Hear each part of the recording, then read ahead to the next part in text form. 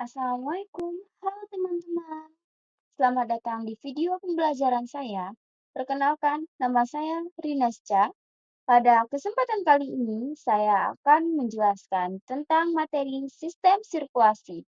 Baiklah, kita lanjut saja kepada menu utama. Pada menu utama, kita akan dihadapkan dengan 3 poin, yaitu tujuan pembelajaran sistem sirkulasi, yang kedua, materi sistem sirkulasi, yang ketiga, yaitu latihan tentang sistem sirkulasi sebagai bentuk uji pemahaman kita dari suatu materi yang sudah disampaikan. Pada tujuan pembelajaran sistem sirkulasi, yang pertama, memahami fungsi jantung, pembuluh darah, dan darah. Yang kedua, memahami bagaimana sistem sirkulasi bekerja untuk mengangkut oksigen, nutrisi, dan limbah. Yang ketiga, memahami bagaimana sistem sirkulasi membantu menjaga suhu tubuh dan tekanan darah. Yang keempat, memahami kondisi medis yang dapat mengaruhi sistem sirkulasi seperti penyakit jantung koroner, stroke, dan anemia. Yang kelima, memahami cara menjaga kesehatan sistem sirkulasi. Baiklah, pada bagian ini saya akan menampilkan video pembelajaran sistem peredaran darah. Selamat menyaksikan. Sistem peredaran darah manusia, jantung, paru-paru, dan pembuluh darah. Jantung memompa, paru menyuplai oksigen dalam darah manusia. Pembuluh darah berjumlah 3, arteri, kapiler, dan juga vena. Baiklah, pada bagian ini saya akan menampilkan video pembelajaran sistem peredaran darah. Selamat menyaksikan. Jantung manusia ada 4 ruang, serambi di atas, bilik di bawah, kiri yang bersih, kanan yang kotor, untuk jaga aliran tetap benar. Darah arteri kaya oksigen, vena miskin oksigen balik jantung. Baiklah, pada bagian ini kita masuk ke materi pertama, yaitu komponen sistem peredaran darah manusia. Yang pertama yaitu jantung. Jantung adalah organ utama dalam sistem peredaran darah. Ia berfungsi sebagai pompa yang memompa darah ke seluruh tubuh. Jantung memiliki 4 ruang, atrium kanan, atrium kiri, vertikal kanan, dan vertikal kiri. Katup jantung memastikan aliran darah searah melalui jantung. Yang kedua yaitu pembuluh darah. Pembuluh darah adalah jaringan tabung yang membawa darah ke seluruh tubuh. Ada 3 jenis pembuluh darah. Yang pertama, arteri. Arteri yaitu pembuluh darah yang membawa darah dari jantung ke seluruh tubuh. Arteri memiliki dinding yang tebal dan elastis. Yang kedua, vena. Vena yaitu pembuluh darah yang membawa darah kembali ke jantung. Yang ketiga, kapiler. Kapiler yaitu pembuluh darah terkecil yang menghubungkan arteri dengan vena. Kapiler yaitu pembuluh darah Yang terkecil kedua yang yaitu menghubungkan pembuluh darah. arteri dan Pembuluh vena. darah adalah yang ketiga, darah. Darah adalah cairan yang mengalir dalam pembuluh darah. Darah terdiri dari beberapa komponen utama. Yang pertama, plasma darah. Cairan berwarna kekuningan yang mengandung berbagai zat penting seperti antibodi, hormon, dan protein. Yang kedua, sel darah. Yang ketiga, eritrosit, yaitu sel darah merah mengandung hemoglobin yang mengikat oksigen dan mengangkut ke seluruh tubuh.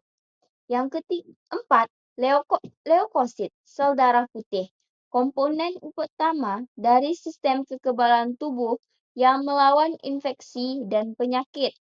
Yang kelima, trombosit, yaitu keping darah, berperan penting dalam proses pembekuan darah saat tubuh terluka. Pada materi kedua, kita akan membahas tentang perbedaan sistem transport manusia dengan hewan.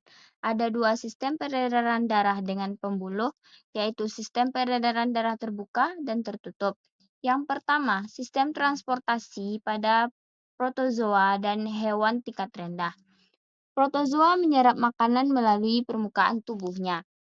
Hewan tingkat rendah seperti porifora juga menggunakan difusi dan osmosis untuk menyerap nutrisi.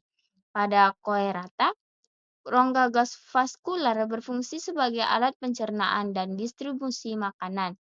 Yang kedua, sistem peredaran darah terbuka dan tertutup. Sistem peredaran darah terbuka adalah peredaran atau distribusi darah ke seluruh tubuh atau jaringan yang tidak selalu melewati pembuluh darah.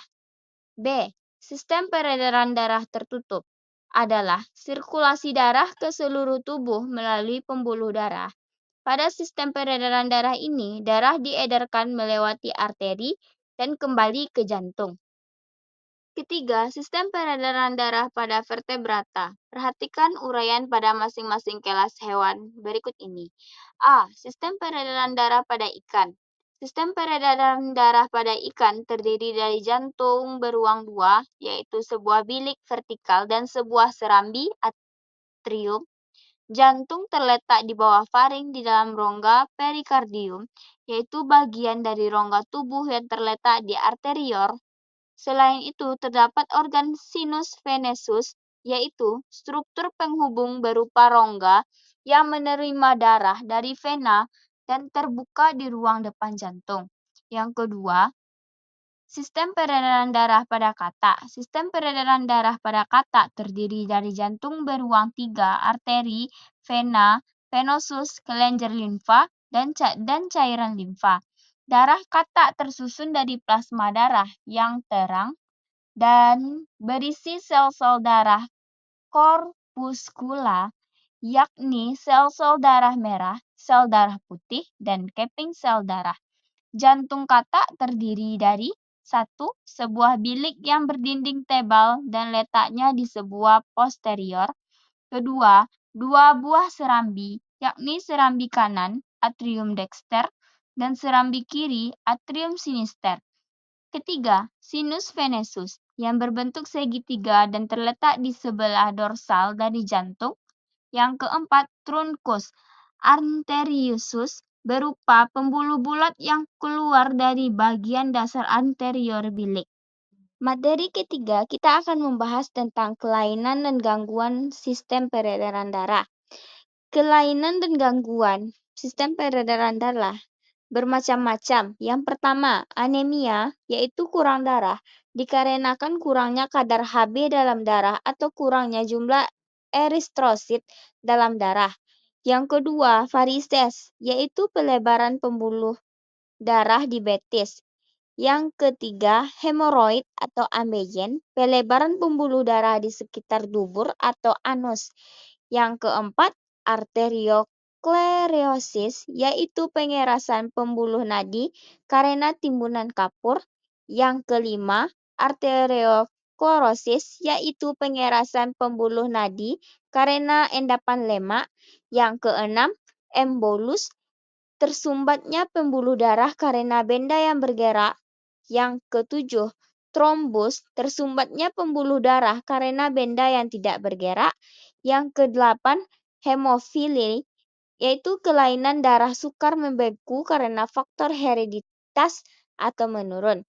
Kelainan dan gangguan sistem ini dapat terjadi karena pewarisan atau gen, rusaknya peralatan akibat kecelakaan maupun akibat dari makanan yang dikonsumsi banyak mengandung bahan lemak dan zat kapur. Materi selanjutnya yaitu teknologi yang berkaitan dengan sistem sirkulasi. Yang pertama, ekokardiograf, suatu teknik untuk mengetahui struktur internal dan gerakan jantung dan pembuluh darah yang besar tanpa memasukkan alat ke dalam tubuh pasien. Caranya, gelombang ultrasonik diarahkan ke dada pasien menggunakan transducer. Kemudian transducer bertindak sebagai penerima pantulan balik gelombang ultrasonik untuk membentuk bayangan, seperti yang kita lihat pada gambar di samping.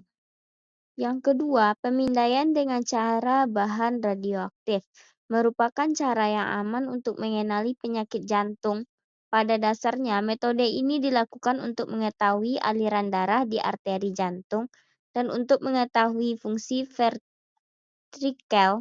Pasien disuntik dengan bahan radioaktif yang tidak berbahaya. Kemudian pasien berbaring dan bagian jantung diperiksa dengan detektor sinar gamma.